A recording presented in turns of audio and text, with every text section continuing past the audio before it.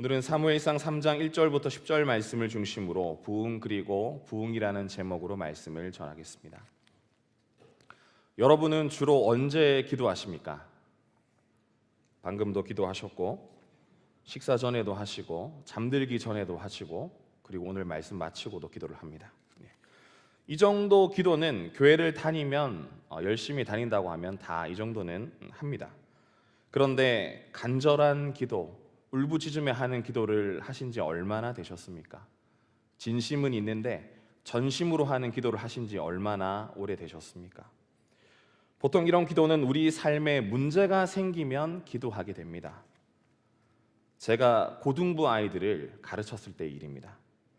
수능을 한 주 앞둔 금요일, 교회에서 금요철학 시간에 수험생 축복 기도를 하기 위해서 온 교우들이 모여서 기도하는 시간을 가졌습니다. 고등부 사역을 하면서 이 시간이 정말 은혜로운 시간이다, 이렇게 제가 많이 느꼈었는데요. 왜 그런가 하니 우리 아이들이 이때만큼 하나님을 열심히 찾은 적이 없고, 지금처럼 하나님과 동행하고 싶을 때가 있을까, 이런 마음을 제가 가졌었기 때문입니다. 이 수능 기도회 때마다 부르는 18번 곡이 있는데 이 곡을 항상 제일 먼저 했습니다. 이 찬양 아시는지 모르겠는데 나의 피난처 예수 아세요? 한번 불러볼까요? 우리 수험생의 마음을 담아서. 예.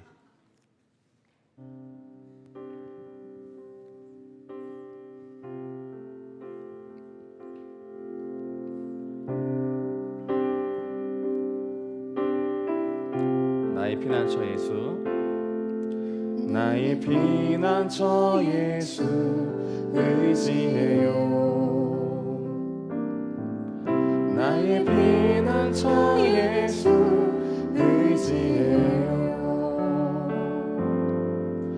나의 가는 길에 거센 바람 몰아쳐와도 나의 피난처 예수 의지해요. 아바 아버지, 아바 아버지, 나를 사랑하시니 나의 모든 것 주께 드려요.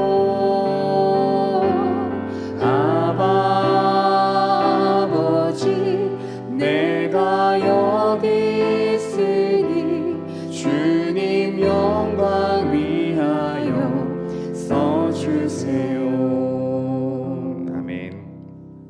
수험생의 마음을 좀 느껴보셨습니까? 약간 고3을 위한 찬양인가 싶을 정도로 아이들이 정말 진심을 다해서 찬양을 하더라고요. 평소 고등부 찬양 시간에 눈물을 흘리지도 않고 손을 들지도 않던 고3들이 하늘을 향해서 손을 아주 높이 들면서 눈물을 흘리는 겁니다. 말씀은 시작도 안 했는데, 기도회는 시작도 안 했는데 이 아이들이 벌써 눈물 콧물이 되어 있습니다. 주님 영광 위하여 써주세요, 이 대목에 아주 힘을 주어서 부르더라고요. 무슨 마음이겠습니까? 대학 가서 자기 좀 써달라는 거죠. 사실 조금 괘씸했습니다.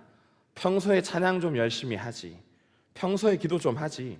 당시에 제가 이제 돌보는 아이들이 한 200명 정도 됐었는데 이 녀석들이 주일 아침 9시에 예배를 드리러 오는 거 쉽지 않다는 거 저도 잘 알고 있습니다.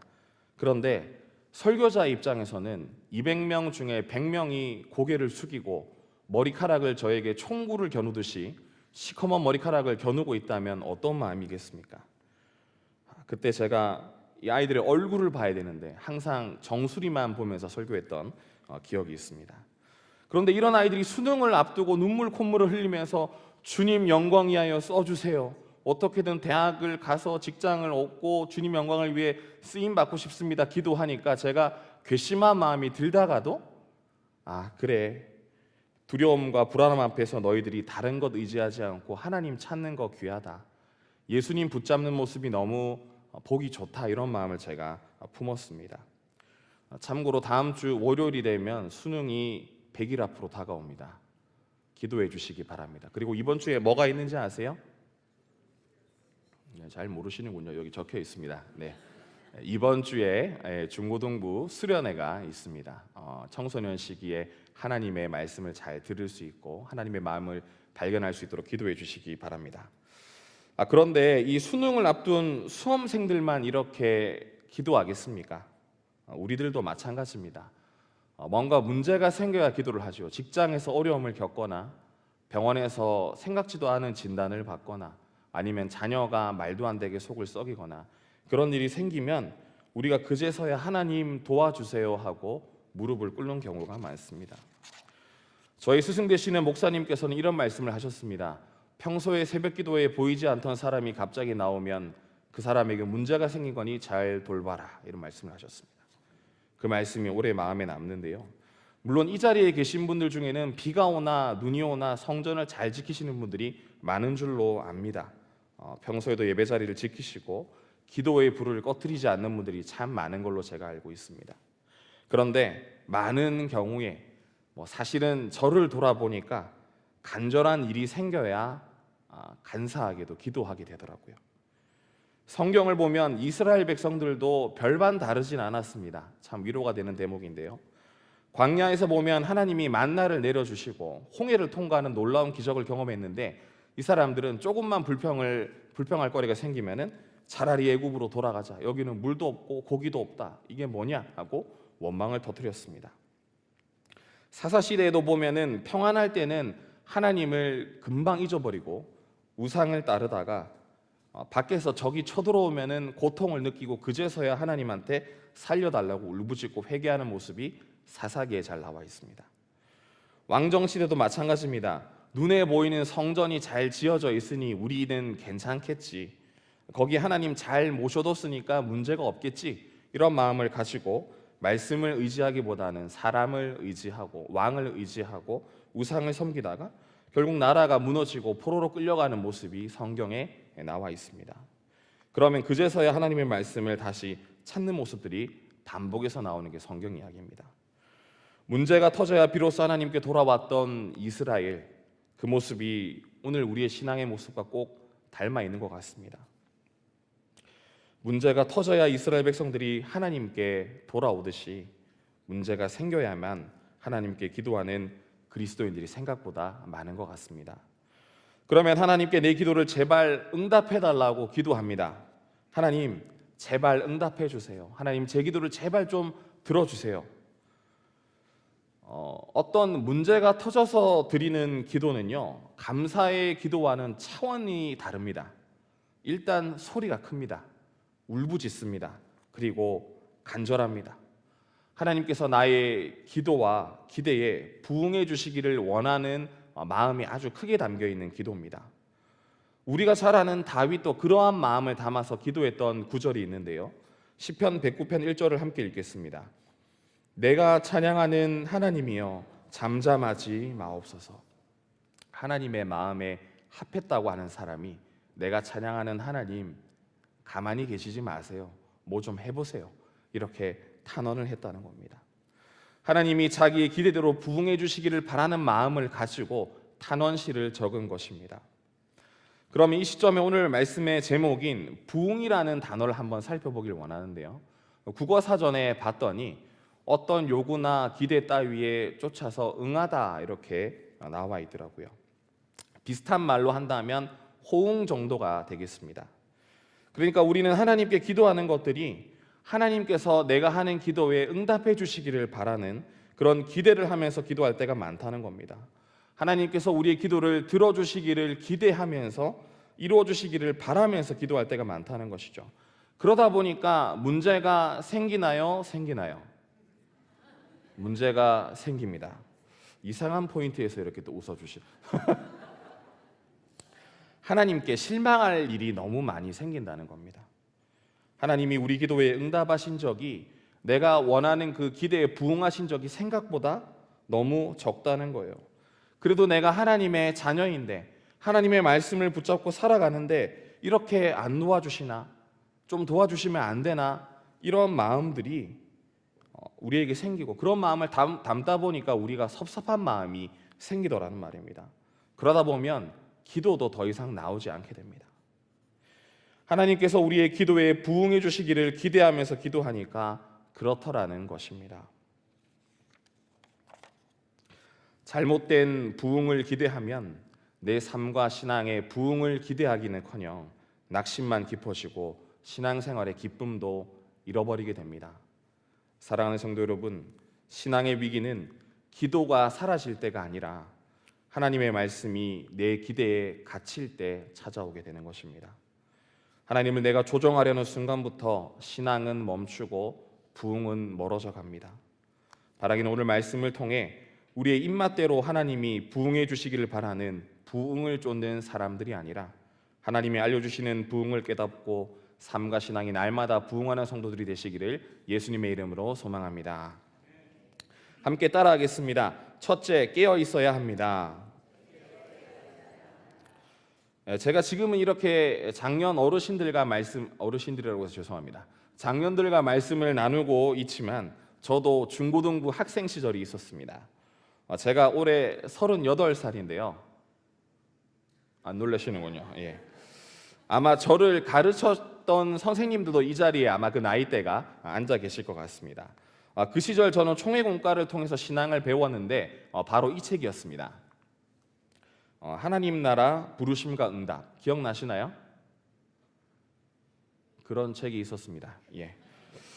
부르심과 응답에 대해서 얼마나 제가 열심히 배웠는지 이 책 제목이 아직도 선명하게 기억이 나더라고요. 그래서 오늘 여러분께 소개하고 싶은 부흥은 부흥처럼 외적인 확장이나 성장을 뜻하는 것이 아니라 이 부르심과 응답의 앞글자를 따서 제가 여러분에게 부흥이라고 소개를 좀 해드리고 싶습니다. 하나님이 부르실 때 응답하는 신앙의 태도, 저는 이것을 하나님이 원하시는 부흥이라고 정의하고 싶습니다. 하나님이 우리 기대에 어떻게 부응하길 기대하는 태도가 아니라 하나님이 말씀하실 때 내가 응답하고 하나님이 부르실 때 예 주님 하고 나아가는 것, 이것이 하나님이 원하시는 신앙의 태도인 것을 기억하시기 바랍니다. 그리고 그런 태도를 가지고 살아갈 때 비로소 우리의 삶과 신앙 속에 참된 부흥이 일어날 수 있는 것입니다. 그것이 성경이 말하는 부흥입니다. 그렇다면 하나님이 부르실 때 기꺼이 응답하는 태도는 어떻게 하면 가질 수 있을까요? 오늘 본문에는 하나님의 부르심에 신실하게 응답한 한 사람이 나옵니다. 바로 어린 사무엘입니다. 본문 3절 말씀을 함께 읽겠습니다. 하나님의 등불은 아직 꺼지지 아니하였으며 사무엘은 하나님의 궤에 있는 여호와의 전안에 누웠더니.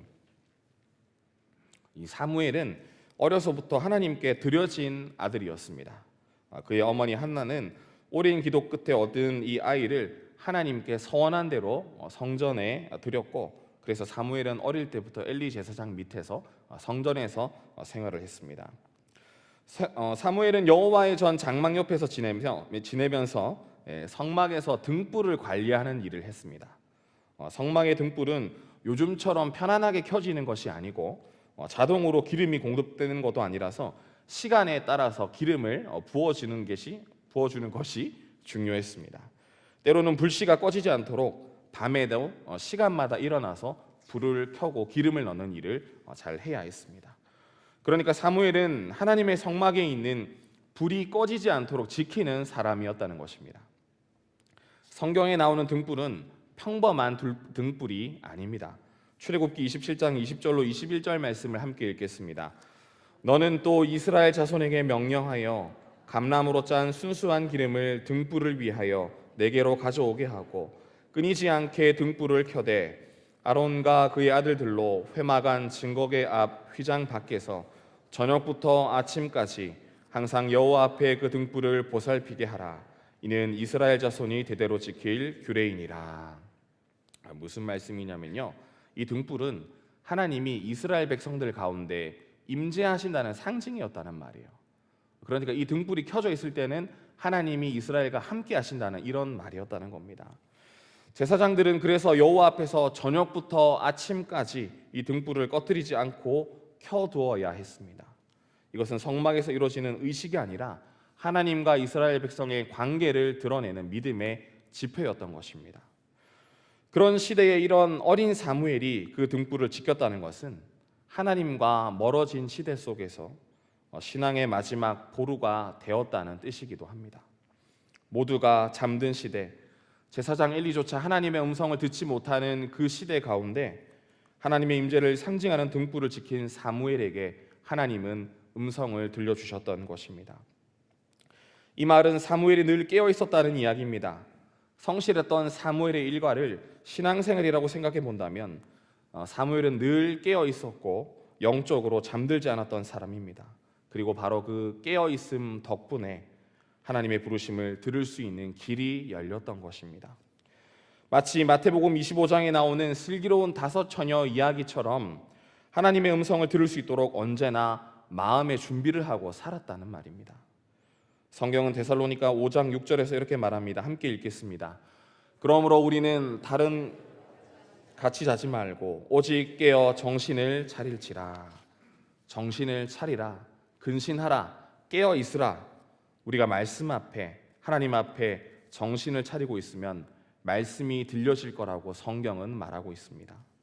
학교 갈 때 엄마들이 정신 차리고 선생님 말씀 잘 들어 이렇게 말씀하시는 것처럼 하나님의 말씀을 잘 듣고 정신을 차리고 깨어 있어야 한다고 성경은 말하고 있는 것입니다. 사랑하는 성도 여러분, 사무엘은 비록 하나님을 직접적으로 체험하지는 못했지만, 비록 어린아이였지만 등불을 밝히며 깨어 있었더니 제사장 엘리도 듣지 못하는 하나님의 음성을 들을 수 있었던 것입니다. 바라기는 우리들도 하나님의 말씀과 믿음에 대해서 늘 깨어 있고 정신을 차리고 등불을 밝히고 있으므로 하나님의 부르심에 응답하는 성도들이 되시기를 예수님의 이름으로 소망합니다. 함께 따라하겠습니다. 둘째, 하나님의 방법을 신뢰해야 합니다. 네, 사무엘이 하나님의 음성을 듣게 된 데에는 엘리의 도움 덕분이었습니다. 엘리는 제사장이었는데요. 본문 2절 말씀을 함께 읽겠습니다. 엘리의 눈이 점점 어두워가서 잘 보지 못하던 그때에 그가 자기 처소에 누웠고, 네, 엘리는 본문에 보니까 점점 눈이 어두워져 가고 있었다고 말합니다. 육체적으로도 어두워가고 있었지만 영적으로도 엘리는 눈이 어두워지고 있었습니다. 아들들이 성전 옆에서 못된 짓을 해도 막지 못하고 있었습니다. 판단력이 흐려진 것입니다. 급기야 나중에는 그의 제사장들이 법궤를 빼앗기는 일이 있어서 그 이야기를 듣고 너무 놀란 나머지 의자에서 일어나다가 쓰러져서 목이 부러져 죽는 그런 일까지 나옵니다. 성경에 나오는 엘리의 모습은 마치 무능한 사람이고 병든 하나님의 사람처럼 보입니다. 어떻게 보면 엘리를 통해서는 아무 일도 일어날 수 없을 것처럼 여겨집니다. 그렇지만 사무엘은 이 엘리의 도움으로 하나님의 말씀을 듣게 되었습니다. 하나님은 우리가 생각지도 못하고 상상하지도 못하고 계산치도 못하는 방법으로 우리에게 말씀하시고 응답하신다는 것을 이것을 통해 알 수 있는 것입니다. 우리는 하나님께서 열어주시는 길로 신실하게 달려가기만 하면 하나님의 음성을 들을 수 있습니다. 사무엘은 밤중에 자기를 부르는 소리를 듣고 엘리에게 달려갑니다. 3번이나 저를 부르셨어요 이렇게 불러 이야기를 했는데 엘리는 아니다, 부른 적 없다, 이런 대화가 3번이나 이어집니다. 이쯤 되면 사무엘이 마음속으로 이런 생각을 했을 것 같습니다. 아니, 불러놓고 아니라고 하면 어르신이 왜 이러시나, 요즘 판단력도 없으신데 그냥 무시하고 자야겠다, 그런 생각을 할 수 있지 않을까요? 저만 그렇군요. 네, 이렇게 생각하고 무시해 버릴 수도 있었을 것 같습니다. 그렇지만 사무엘은 이렇게 반응합니다. 본문 8절과 9절 말씀을 함께 읽겠습니다. 여호와께서 3번째 사무엘을 부르시는지라 그가 일어나 엘리에게로 가서 이르되 당신이 나를 부르셨기로 내가 여기 있나이다 하니 엘리가 여호와께서 이 아이를 부르신 줄을 깨닫고 엘리가 사무엘에게 이르되 가서 누웠다가 그가 너를 부르시거든 내가 말하기를 여호와여 말씀하옵소서 주의 종이 듣겠나이다 하라 하니 이에 사무엘이 가서 자기 처소에 누우니라. 사무엘은 엘리에게 이런 이야기를 듣습니다. 자신을 부르는 음성이 들릴 때 주의 종이 듣겠습니다 말하라고 엘리에게 조언을 듣는 것입니다. 사무엘은 자신을 부르는 음성이 들릴 때 인간적인 판단과 그런 생각을 내려놓고 신실하게 엘리가 알려주는 대로 그 말씀을 듣고 순종했더니 하나님의 음성을 들을 수 있었다는 것입니다. 하나님의 사람 엘리에게로 그리고 하나님께로 말씀에 순종해서 달려갔더니 하나님의 부르심에 응답할 수 있게 되었던 것입니다. 우리가 생각하기에는 엘리를 통해서 무슨 일이 일어날 수 있겠어 생각하지만 하나님께서는 순리대로 엘리를 통해서도 신실하게 이때까지 말씀해 오셨던 방식대로 사무엘에게 말씀하셨다는 겁니다. 사랑하는 성도 여러분, 우리가 하나님의 음성을 듣고자 한다면 우리 안에 조급함, 판단, 고집을 내려놔야 되겠습니다. 그리고 하나님이 열어주시는 방법과 순서를 신실하게 따라가야 하겠습니다. 하나님은 오늘도 하나님의 방법을 신뢰하고 따라가는 사람에게 말씀해 주십니다. 어린 사무엘처럼 우리도 겸손히 귀 기울이고 응답하는 성도들이 되시기를 예수님의 이름으로 소망합니다. 함께 따라하겠습니다. 셋째, 함께 하시는 하나님을 기억해야 합니다. 네, 사무엘은 깨어 있었고 하나님의 사람 엘리의 도움도 받았습니다. 그렇지만 사무엘이 결정적으로 하나님의 말씀을 듣게 되는 비결은 따로 있습니다. 사무엘이 살고 있는 시대가 어떠하든지 사무엘의 상태가 어떠하든지 여전히 전과 같이 서서 부르시는 하나님이 함께 하셨기 때문입니다. 10절 말씀을 같이 읽겠습니다. 여호와께서 임하여 서서 전과 같이 사무엘아 사무엘아 부르시는지라 사무엘이 이르되 말씀하옵소서 주의 종이 듣겠나이다 하니, 오늘 본문에 보니까 하나님께서는 전과 같이 서서 임하셔서 사무엘을 부르셨다고 나와 있습니다. 하나님께서는 당신의 음성을 들려주시기 위해 변함없이 사무엘의 처소 옆에 서서 기다리시며 말씀을 하셨다고 하는 겁니다. 하나님께서는 우리를 한 번 불러보고 그냥 지나치시는 것이 아니고 또 한 번, 또 한 번, 몇 번이고 우리를 부르시고 말씀해 주시고 대답하고 기다리시며 함께 하셨다는 사실을 기억해야 되겠습니다. 그러면 우리는 사무엘처럼 그 말씀에 순종해서 주의 종이 듣겠습니다 이렇게 대답하기만 하면 하나님께서 우리에게 음성을 들려주시는 겁니다.